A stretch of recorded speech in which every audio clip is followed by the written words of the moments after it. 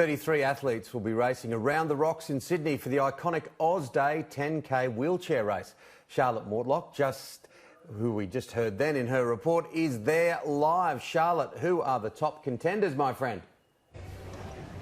Yeah, Tim, I'm a jack of all trades, master of none. I'm doing a few different things today, but right now I am at the Oz Day Wheelchair 10K, and there is a lot of excitement here. Now, this is going to be an amazing event today. It's their 31st straight event.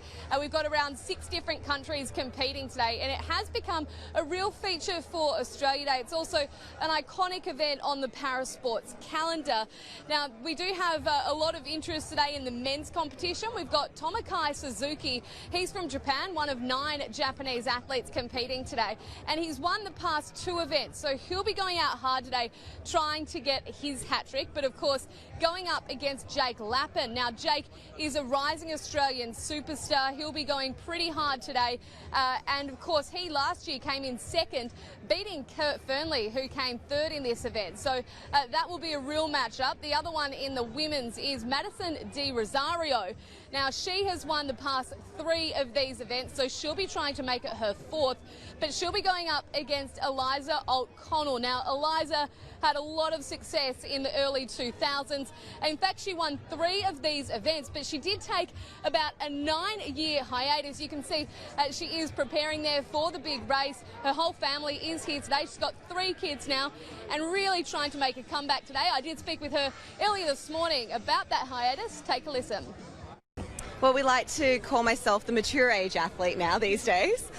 So yeah, I took a break for around 10 years, had 3 children, and it was actually in 2016, we were watching the Paralympics in Rio, and my children absolutely fell in love with wheelchair racing. And they said, "Mom, you used to be so cool when you did wheelchair racing." So of course, you know, that was kind of like a bull to a red flag, and found myself an old chair, got back in, and the second I got back in, they said, "Mum's going to go to the Paralympics." So, you know, obviously that was the goal, and hopefully Tokyo this year. 40 or so minutes. So this is the fastest circuit street race in Australia. There's a huge crowd that is starting to come around here. Fantastic way to celebrate Australia Day. We're here out the back of the Museum of Contemporary Art, and this is such an iconic race. They'll be going down Hickson Road and also George Street around the rocks of Sydney, starting here at the MCA and heading underneath the Harp Bridge all the way around to Walsh Bay before they come back here again. So just about 45 minutes time now, we will see this race kicking off. It is going to be a very exciting hour ahead. Thanks, Charlotte. What a wonderful backdrop for the race today. Ceremonies and festivities will be held around the country to celebrate Australia Day. Our team of reporters are standing by in key locations, and we begin in Sydney. Stella Todorovic is at Mrs Macquarie's chair. Stella, what's in store for Sydney?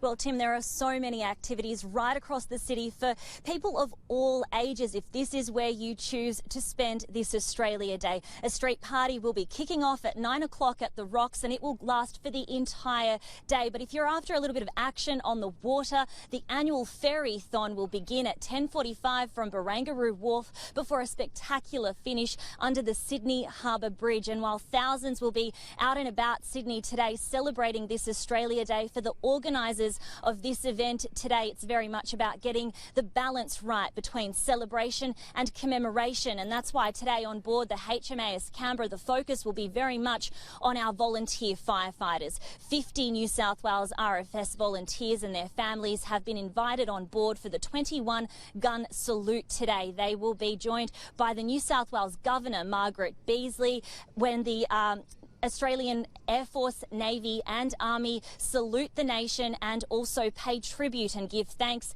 to our heroes. Hundreds of volunteers and frontline personnel will also be attending the Australia Day live concert this afternoon. It starts at about 6 o'clock tonight and will be headlined by Australian artists Christine Arnoux, Vanessa Amorosi and John Williamson. They'll be joined on stage by various Indigenous artists, including Isaiah Firebrace. So, Tim, there's no shortage of activity right across the city today, but also a solemn reminder of the tragedy and the heartbreak that New South Wales has faced over the last few months. Thanks, Stella. The Prime Minister will honour fallen firefighters by laying a wreath at a memorial in Canberra before attending a citizenship ceremony in the nation's capital. Live now to Eliza Edwards at the Emergency Services Memorial.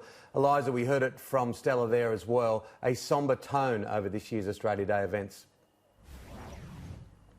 Yeah, Tim, there is a serious note on this National Day and much acknowledgement of the pain and suffering caused by the bushfire crisis. The Prime Minister will lay a wreath here at the National Emergency Services Memorial in about 40 minutes' time, paying tribute to the 8 firefighters who have lost their lives, including the 3 Americans killed in an air tanker crash last week. In his Australia Day message, Scott Morrison says their loss has hit the nation hard.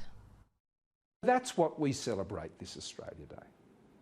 Families, friends, communities, ancient and modern, who stand by each other and have so selflessly served each other, particularly during these recent times of great crisis. Thousands of volunteers, and sadly remember those who will not return home.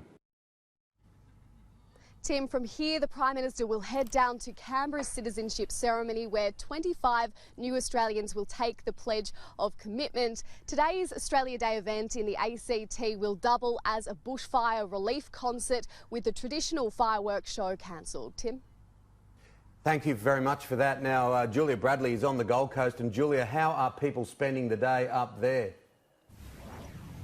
Well, it's all about sun and sea on the Gold Coast. Hundreds of people will be flocking to parks and beaches across the city to spend Australia Day by the water. And the first council-run event will be kicking off at 11 o'clock here at the Broadwater Parklands in Southport. The Gold Coast Aquatic Centre will transform into the city's biggest pool party. We're going to see giant inflatables, a sausage sizzle, plenty of competitions and giveaways. Fun for the whole family, and that will wrap up at about 2 o'clock to make way for the council's biggest run event of the day. Starting at 4 o'clock, it's a free event that will be held at the main park area here.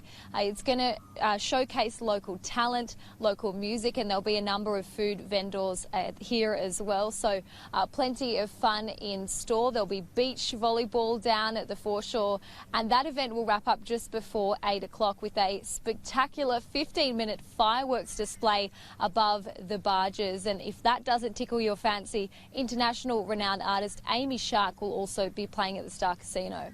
And Gabby Power is in Melbourne. A Melbourne Council has held an Indigenous Remembrance ceremony this morning. Gab?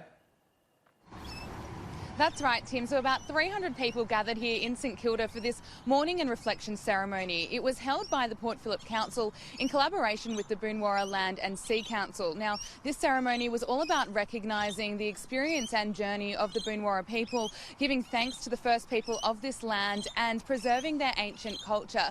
Now, the ceremony began at about 6 o'clock this morning. It started with Sean Ryan playing the didgeridoo. There was a welcome to country, and throughout the ceremony there were stories being shared, readings, there were prayers, and it concluded with a smoking ceremony. The Port Phillip Council is the first Australian council to get involved in an event like this for Australia Day. It was also supported by the National Australia Day Council. Now, Port Phillip Councillor Dick Gross says that although Australia Day is about celebrating this great nation, there should be times to include mourning. And the Mayor of Port Phillip, Bernadette Voss, says this was about reflecting the past in a meaningful way. Australia Day is really important to most people, and this is a way that we can include everyone. So we've got a citizenship ceremony starting in a couple of hours, and this was really about including everyone, including our Indigenous people. We had a multi-faith element to it today, and at dawn, sitting here watching the light break, it's been beautiful.